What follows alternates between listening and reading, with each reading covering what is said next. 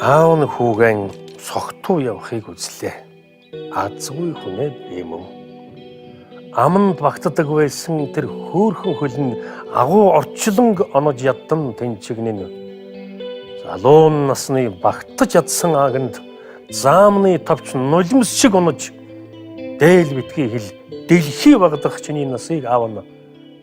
Үүлх хуйлартал янз гахмардын дэл сүлний салхин дунд үнэн дүнжгэр уулсынхан динжвэлийн цэцгэн дунд бүрэг номхон зантай бүдрэгтэй гутдаггүй зоригтой орхисансан